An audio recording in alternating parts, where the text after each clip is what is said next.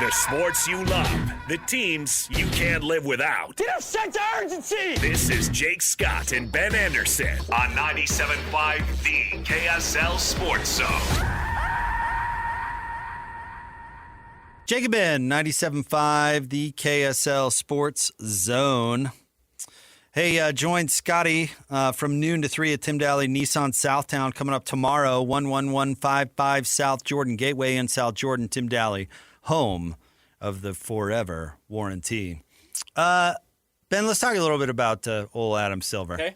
I got to keep an eye on it a little bit from afar because the outrage was palpable from Jazz fans about the fine. And the owner. I mean, the owner went after Bobby Marks on Twitter.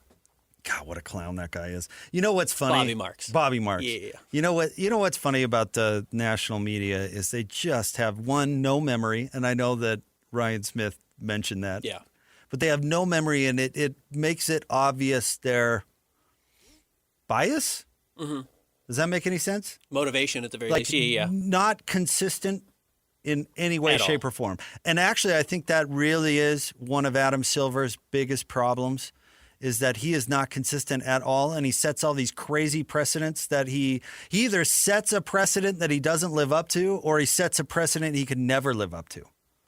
You want to know the biggest problem with his finding the Jazz is because he can't sit there and manage Will Hardy's lineup. And I know I'm not the first person to point that out, and I'm sure you did. It was the craziest part of it all to me. You cannot. You're telling me what if Will Hardy were sending a message to Lauri Markkanen because his locker was extremely unkept. Or even easier. You know what I mean? Like Lauri misses 4 straight rotations, which happens every game. Yeah. What if he's absolutely saying, you're not playing well enough? You're losing your minutes because you're not playing well enough. You're not playing defense. You're not guarding. You're not doing whatever. That's why I picked something silly like a locker. Sure. He can use minutes are the only leverage that NBA coaches have. He does not get to take your money away from you. At all. He can't do any of that. So the only thing the coach can do is minutes. And by the way, let's just evaluation of players in and of itself is incredibly subjective. Who's to say? Absolutely flawed. We know it's flawed. What happened to the Atlanta Hawks this year when they stopped playing Trae Young? They got better. Way better. Right. Trae Young is an all-star. He's the highest paid player on the team. By definition, that's the type of guy you should want to have on the floor at the end of games if you want to see a star player, but we know he actively makes you worse. So are you telling me that the NBA now is going to actively monitor every rotation in the league through their own subjective lens and punish not coaches, but entire teams for not doing what they think the way that they would have done it? That's crazy. Regardless. And you cannot enforce that on an even level, which is your job as commissioner because you're the NBA commissioner. You're not the commissioner for certain teams or certain markets or whatever. You have to be consistent over the entire league. And now you have set a literal impossible precedent. Regardless of whether your team wins or loses. The Jazz won a game and they got fined for it. It's the craziest thing I've ever seen. All this stuff designed to fix tanking is totally ineffective, unenforceable. I mean, what words? So it led me to think, have we been giving Adam Silver way too much credit for way too long? What has he actually done with the NBA that has been good? And I can think of one thing. Okay. Extending the All-Star break. Okay. That's been good for everybody. He's reduced some back-to-backs, 3 games in 4 nights.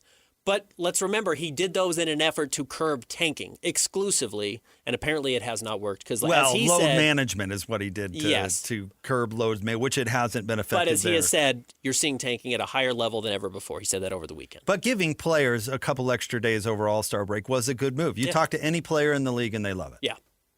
That's it. That's the only thing I can think of. The play-in tournament is a joke. Or whatever, are we play-in tournament? What do we even call it? Well, there's the in-season tournament and the play-in tournament. The play-in games, yeah. Joke. The in-season tournament, at very least, has been a non-factor. I don't know if it's been a negative for the league, but it hasn't been a positive. Has it generated any extra interest in the fall when that was the whole point? Maybe a little bit? Maybe. Maybe. Yeah, maybe. What else has he done? I would even argue the Like way the actual night of the games themselves are fine. Like I actually have liked the in-season tournament championship game. It's a night. Right. That's a night he has improved. I would even argue the way he forced Donald Sterling out was entirely wrong. Yeah. And set a really dangerous precedent that he hasn't, luckily for him, hasn't come back to bite him in the butt. But can you imagine forcing an NBA owner to sell a franchise based on an illegally obtained recording? That's ludicrous. It's crazy. Yeah. And by the way, you could have easily just let him drown in his own thing with the players refusing to play and fans refusing to show up, and he would have had to sell it anyway, and you wouldn't have had to force him to do anything, which is, ironically, the lesson he learned when he forced Robert Sarver out. Because you don't have to publicly force anybody out. You can do it behind. You can do it behind the scenes, and the public will do it. Yeah. So even that wasn't a success, in my opinion.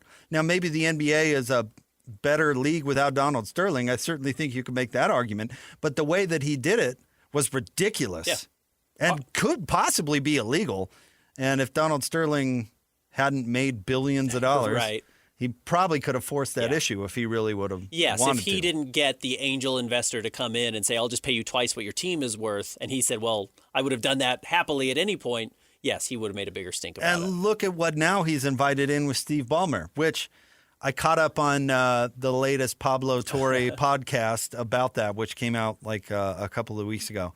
And listen, a lot of his reporting is anonymous, and I would listen to that. He's been fairly liberal with his with his conclusions. It's all documented. The Clippers did it. Yes. They did it. Yep. Uncle Dennis did it. Right.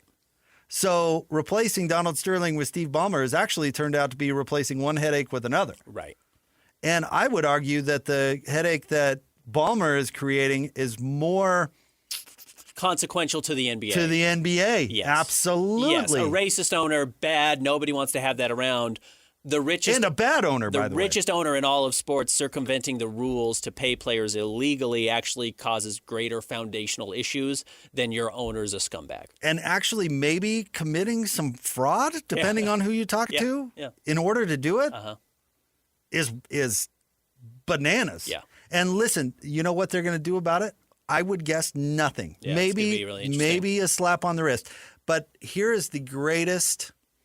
Okay, let me put it this way. Like the greatest PR dodge that these leagues / franchises shoot. The University of Utah did it. They hire law firms to investigate.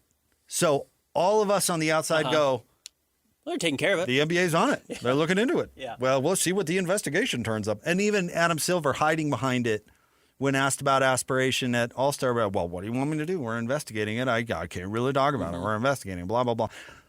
Those law firms are going to find whatever the NBA wants. Yeah. Because who's paying them? The NBA.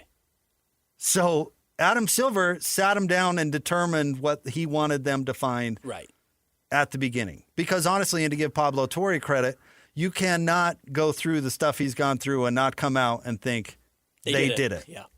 He's got documents. He's got emails. It's way more than just an unsourced story in the New York Times or something, or not unsourced, but anonymous source. I got two people to talk anonymously. He's got, because the aspiration went bankrupt and there was a federal investigation. Their CEO went to prison. Right.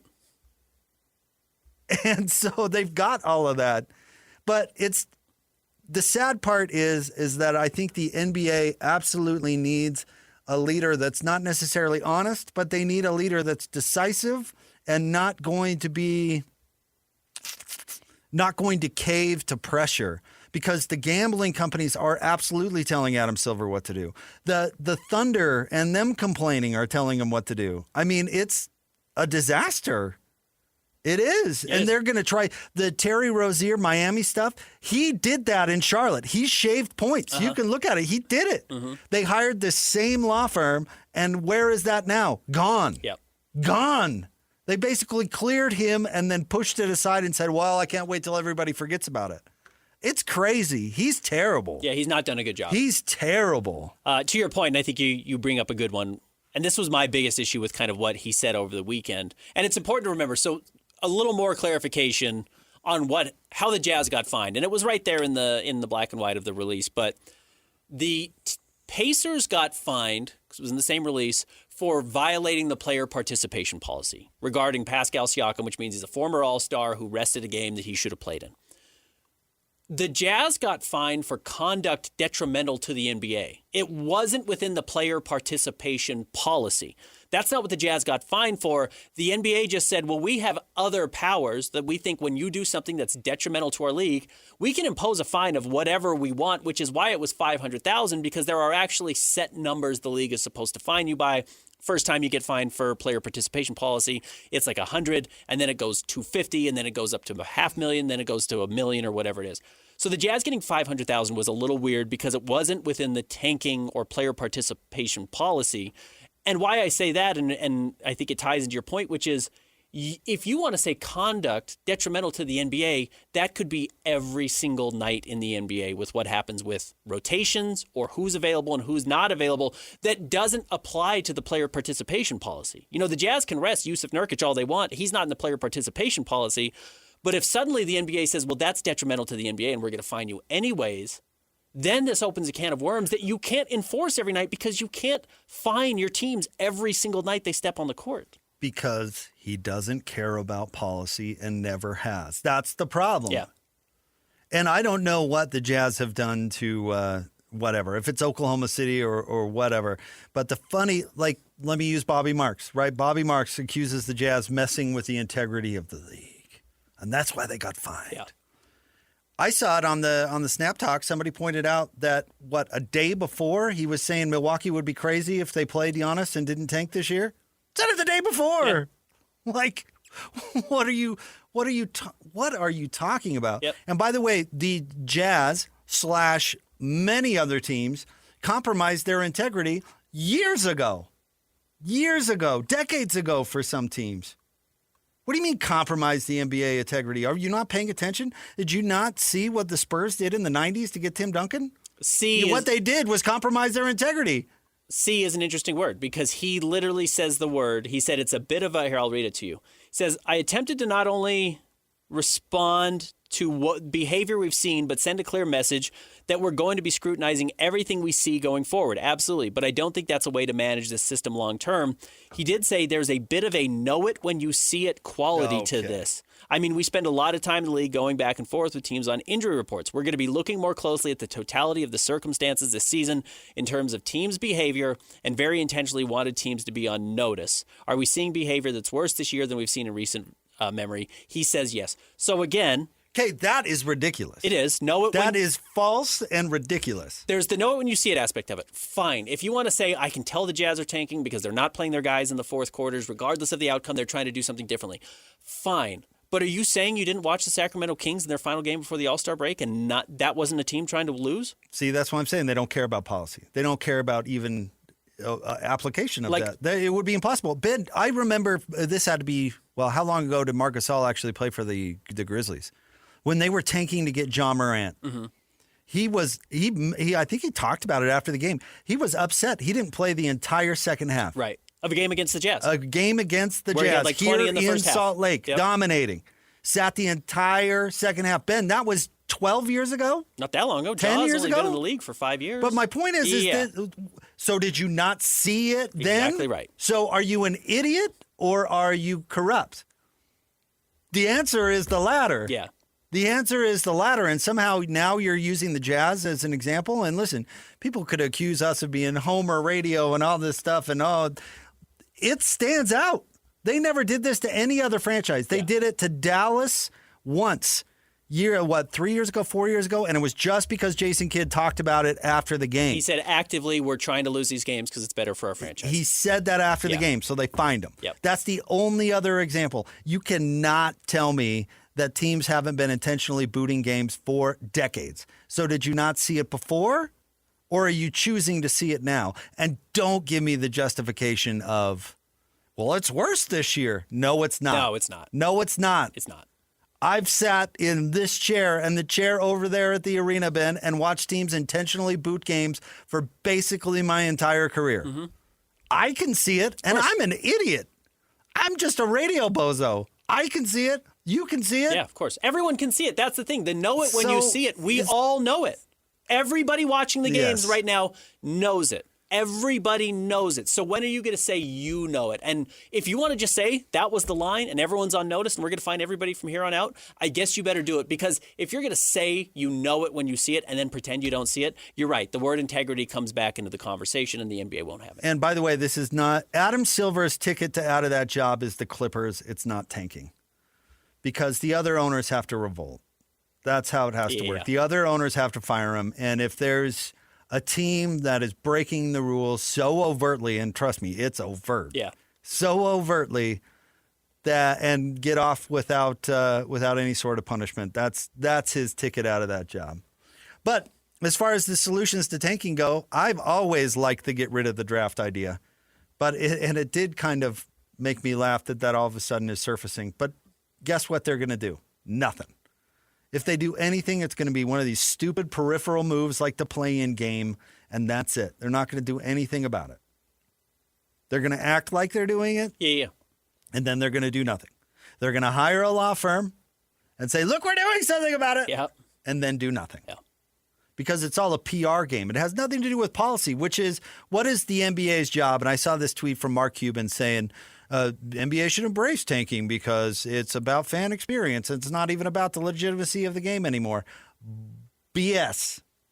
Yes, fan experience is important. And yes, everybody remembers their date and not necessarily the big dunk, which was Mark Cuban's point. Mm-hmm. But nobody is going to a league that they perceive as illegitimate, and nobody is going to bet on games that they feel are rigged. Yeah. So you can hide behind fan experience all you want, but the truth is if you don't have a legitimate competitive playing field, people are going to leave. Yep.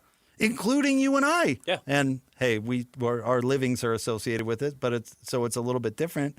But if the league is not legitimate, the Lakers and the Clippers and all these teams are just going to overtly cheat to make it so the Jazzes of the world never have a chance to win a title, well, people are going to stop watching. Yeah, they will. And stop participating. And that was what David Stern was so fearful of. To bring this full circle to our previous conversation. David Stern covered up the Tim Donaghy thing, which I don't find acceptable behavior, but he did all that. Why?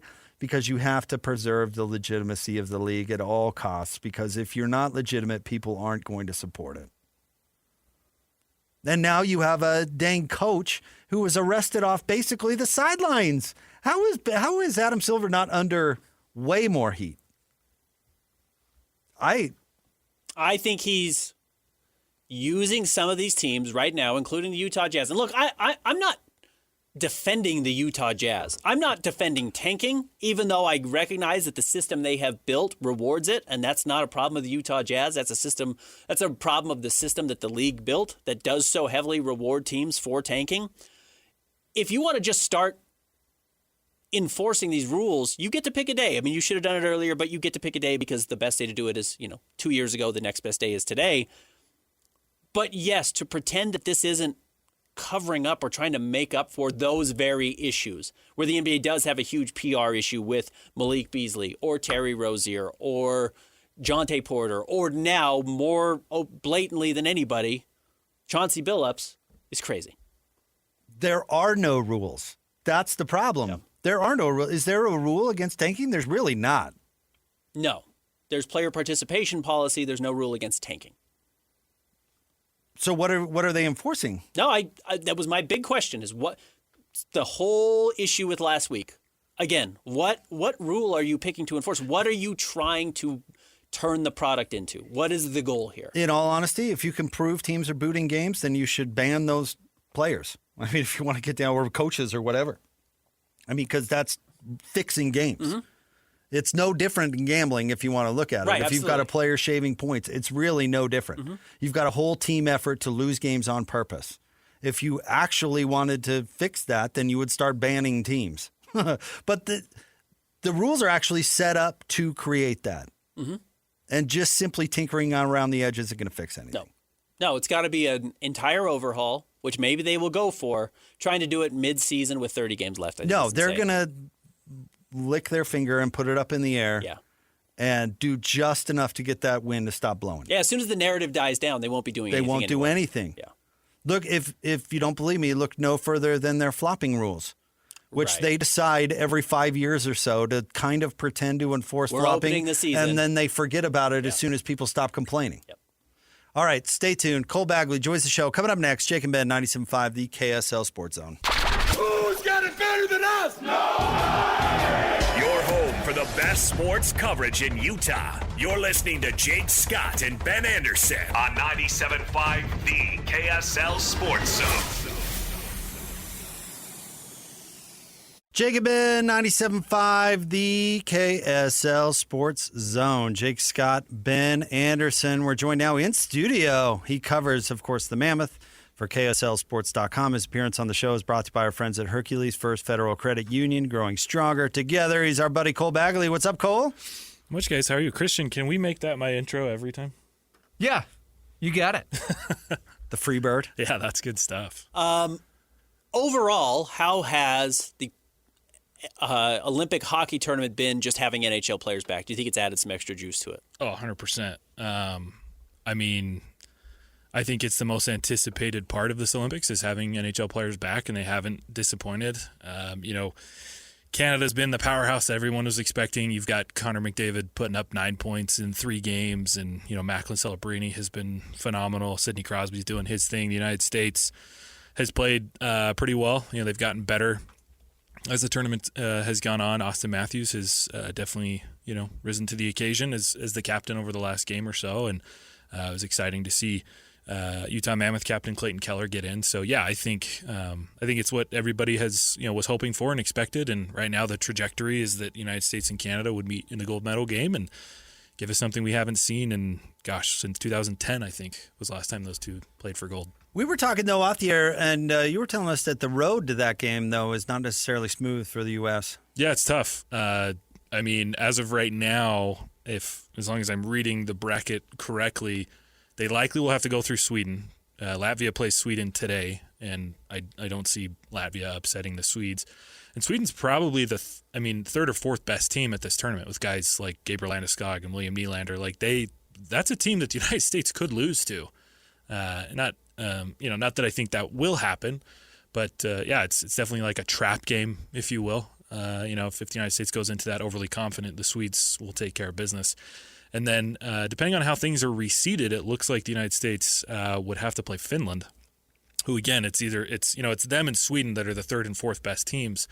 They've got plenty of NHL talent on that team, guys like Mikko Rantanen and what have you. So yeah, it is a tough road for the United States to get to that game. And then, of course, anticipating that they would play Canada in the gold medal. I mean, that would probably be the very best on best gold medal game in the history of the Olympics.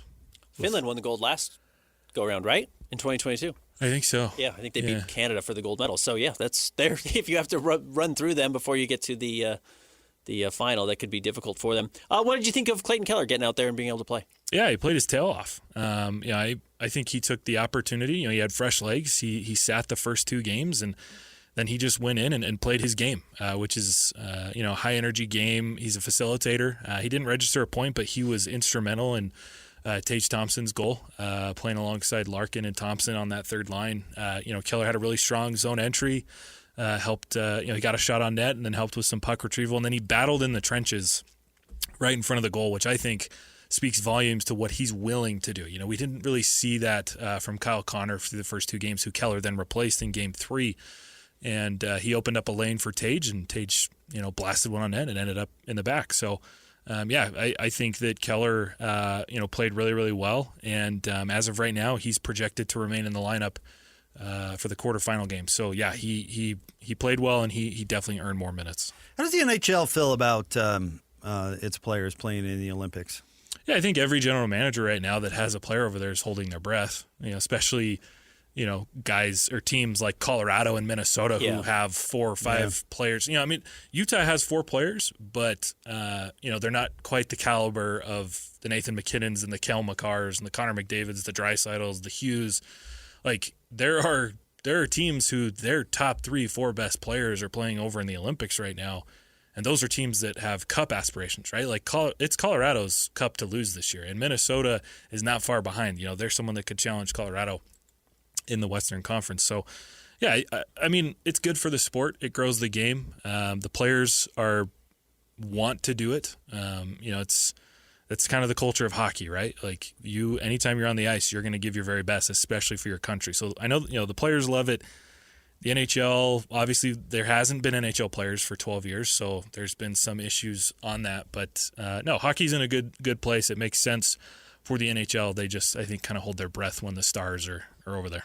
And they're kind of, obviously, J.J. Paterka's having to play a lot. He's one of the best players on Germany, and I imagine Ole Mata's playing quite a bit. Yeah. Vejmelka hasn't had to play. No. In all honesty, if you thought he was going to get worn out having to play a lot of games, I'm sure he would rather be playing, Sure. and I'd hope we get to see him, but he's not even been between the posts, between the pipes. No, he hasn't played a single game, and it's interesting, right? Like, Czechia didn't really do overly well, through the preliminary rounds, and he still hasn't played yet, and I believe that Canada will now play Czechia, but I don't expect Vejmelka to go in. I mean, they've relied on their other goaltenders so far. They got the win today to advance. For Utah, it's not as big of a deal. Yeah. Yes, JJ's playing a lot of minutes right now. Ole has been averaging about 8 to 12 minutes a game. Not a lot. Paterka's up at like 22, 23, and then Keller played 10 minutes the other night. And I would expect kind of the same for him if he does end up playing in the quarterfinal, probably somewhere between 10 to 12, maybe pushing up towards 13, 14. So, yeah, for the Mammoth, I'm sure that Bill Armstrong is still holding his breath, but it's less than, guys, like Bill Guerin for the Wild and, other teams like Colorado. Yeah. What's the rest of the team doing right now? Well, they resumed practices today. Andre Tourney booked the earliest time that he could practice the guys, 2:00 today. That's the earliest that they could come back. So, most of the rest of the guys have been on vacation. I know that Nate Schmidt took his family to Disney World, and I think the Sergachevs went to Kauai and just, took some time off. But they're back today, and it'll kind of be like another mini training camp because they don't play again until next Wednesday, I believe.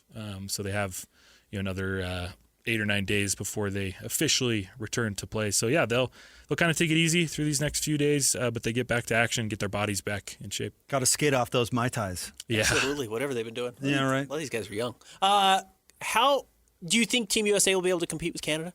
Yeah, Canada has looked better.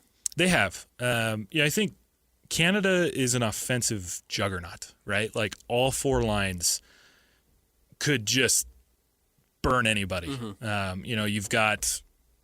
This could be the best Olympic team we've ever seen. Yeah. I mean, at least from an offensive standpoint. But their weakness is, and I say weakness lightly, defensively and especially in net. The Americans certainly have the best three goaltenders at the tournament, especially the best duo in Connor Hellebuck and Jake Ottinger. And then defensively, the United States is just vastly superior, with guys like Quinn Hughes back there and Charlie McAvoy. I do think that the United States can hang with the Canadians. What it's going to come down to, though, is and not solely upon him, but what kind of an Austin Matthews are we going to get if those two teams play? If you get an Austin Matthews from the first two preliminary games, I don't think the United States stands a chance offensively. But if you get an Austin Matthews who, plays the same way that he played against Germany, where he is dragging the rest of the team into the fight, right? He scored 2 goals right in the crease. If he's going to the net, if he's battling in the dirty areas, if he's winning pucks, if he's reloading, if he's opening up space for his line and just really spearheading that, fight against Canada, yes, I think they can take him, and I think they can beat him. And hopefully that's the matchup that we see here on Sunday. Who does the bigger ice benefit, or the more space? Does that benefit offensive teams or defensive teams? More space definitely benefits offensive teams, right? It's more space to work with. It's more area to cover for the defense. So, yeah, I think when you're shrinking it definitely helps the defense out a little bit. Which do you like better? You like the smaller ice? I like the bigger ice, just because of, the more I don't know, when I watch football, I prefer better defense. I like to watch good defense play, but I'm watching hockey, I prefer the offense, right? I prefer the flashy plays and the drop passes and the dangles. That's what I like to look for. So I prefer a little bit more of that. But the game is a little bit faster when it's smaller. So, what are you looking for the second half of the season? Like, we know the narrative is going to be the push for the playoffs, but how do you think teams are going to adjust? Do you think there's going to be a lull, or do you think everyone's just going to have to come in with their hair on fire?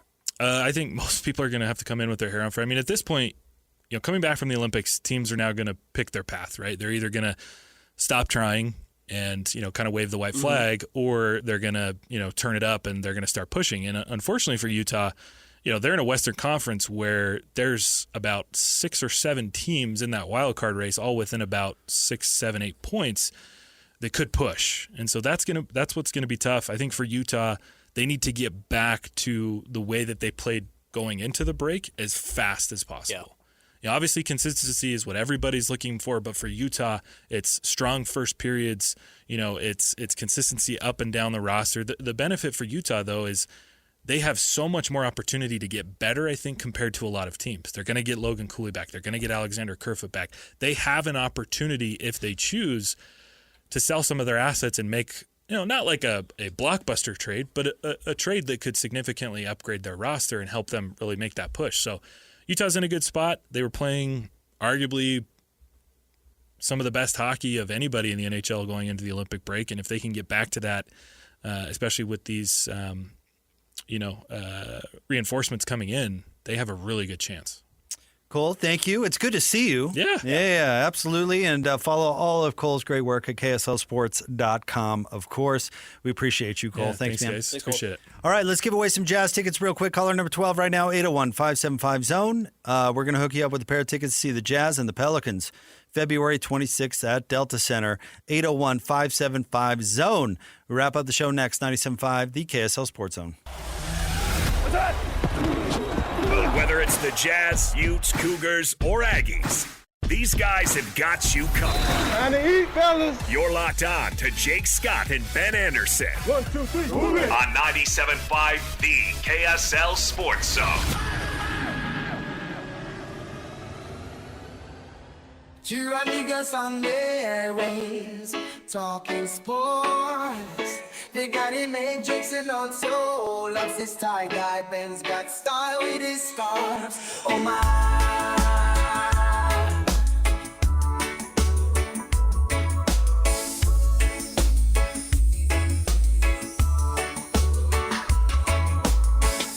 From the islands to the basketball courts, they make me engage in their. The craziest thing about Adam Silver and the lack of consistency is he finds the Jazz for not playing Laurie and Jaren in the fourth quarter, but then finds the Pacers for literally not doing what the Jazz did, which is at least play their guys. And the Pacers sat their guys for the whole game, finds them for that, and then finds the Jazz for playing their guys, but it was the wrong minutes apparently. Yeah, I don't think he's aiming for consistency, Matthew. I mean, in the same release. Yeah. Matthew's exactly right. In the very same release, they said there were ways around what the Pacers did as far as they could have played their players reduced minutes. And then they said, but the Jazz violated the rules for playing their players reduced minutes. It was bizarre. It was a very bizarre week. It was not a good week for Adam Silver. Because that was not the reason he was finding the Jazz. Now we're finding out today maybe the gambling companies had something to do with that. Maybe it was Oklahoma City and Sam Presti, but he wasn't serving justice. He wasn't serving Adam Silver. He was serving whoever he works for. And that becomes a big question now. Yeah, they should be working for you. They should be working for the owner. And then the product, and he seems to be doing something different. And that's a big question. Well, he's not leading. No, he's definitely not leading anything. And he, as far as I'm concerned, hasn't made a decent policy decision during his entire run. Again, outside of extending the All-Star break, which serves me personally. So maybe I'd have a different opinion about that if I had a different job. The next commissioner's job, whoever it is going to have to be cleaning up a lot of Adam Silver's mess, in all honesty. I mean, uncomplicating issues. He's really made things very strange in some areas, and you're going to have to go back to some basics, which in a sense might be easy, but also it might be, there might be too many things there to undo. Well, start with the play-in game, and move from there. Again, the concept, all of these things with Adam Silver, seem like somebody sat in a room together and they kind of threw out this first idea and they thought, okay, that's a good idea, let's do that. Without kind of recognizing the consequences of it, which is teams already didn't really want to make the 8th seed in the NBA playoffs because you were going to get swept already and then you were going to miss out on a chance to get a lottery pick. So all he did was bump that down to 10. So now you have more teams actively not even trying to get to 10 because there's a chance you might accidentally make the playoffs and lose your lottery pick. And you're not really compensated enough now just by making the playoffs for it to be worth it for everybody that you have to make it or you're not going to break even, which kind of used to be the conversation. And the same could be said about the lottery, which was, well, what if we just flatten out the odds? Then there's no motivation to tank. Well, it's the opposite. Now there's motivation for everybody to tank because the odds are so good that you can move up from 6, 7, or 8. Which is the definition of our cat in the wall thing. Yeah. Where you not only didn't solve the problem. Right. You made it worse. But you actually made it worse. You're trying to get the cat out of the wall by putting more cats into the wall. And you know what? David Aldridge, because I watched the Adam Silver press conference over the weekend. David Aldridge, who's a longtime NBA writer, works for The Athletic, had a very good point about tanking. He said, isn't the model for tanking for bad teams to be able to get good players so they don't have to tank anymore? It's actually bad that the Jazz had the worst record in the NBA last year, artificial or not, and didn't get a player that was good enough to take them out of tanking. Because then they have to do it again. Because then they have to do it again. And in fact, the worst thing you can do is become the Charlotte Hornets or become the Sacramento Kings who are deciding, Thomas Robinson, we're building around him. That's our guy. Or LaMelo Ball, we're building around him. That's our guy. When you actually just have the wrong guy. Because then you end up mediocre or worse for 5 or 6 straight seasons because it takes that long to realize when are these players actually going to be good enough to win. And if they're not, then you're hitting the reset button again. So punishing teams that aren't good or do tank to get their next star by dropping them to 5 or dropping them to 7 when they should be picking 5 or higher is part of the flaw in the system of, again, Adam Silver here's a first answer and says, oh, that's good, let's run with that, without playing out the consequences in his head. What happens when he starts finding teams that are just legit terrible? You know what I mean? Like, are the Wizards tanking or are they just legit the worst franchise in sports? Yeah, right? I don't know. All this stuff is so subjective. That's why I'm saying the policy doesn't matter. People are thirsting because we do. We like justice, right? And we like justice evenly applied throughout society, right? I don't want to get in trouble for speeding if I don't speed. But yet everybody should be held at the 70-mile-an-hour speed because it's even. We all appreciate and value justice. But he doesn't give a rip about justice. He doesn't care. I don't even know what he's trying to do. Yeah, what's he trying to accomplish here? I think it's just he's trying to appear like he's doing something. I think you're right. But he's really bad at it? Well, it was conveniently right before he had to speak anyways at the All-Star break. When people are going to ask him, are you holding teams accountable? And he can say, look, $500,000. Oh, that's certainly why he hired that law firm when he did to investigate the Clippers. Yeah. Because he knew he was going to have to duck those questions at this press conference at the Intuit Dome, the actual arena. Yep. Wild. He's booting that. I don't know. I wonder if the heat turns up. Or you remember when Roger Goodell almost lost his job with the Ray Rice thing? I mean, this close. Like people, like he could step down today, and somehow he rode that out. Yep. Made it an extra 48 hours, and nobody has talked about him stepping down since. That was probably like $120 million ago for Roger Goodell. Yeah, for sure. Easily. Doesn't he still make $40 million he makes over a year? 40. Yeah, that was a long time ago. Kind of wild. So Adam Silver's hoping that it doesn't boil over and that everything will just go away.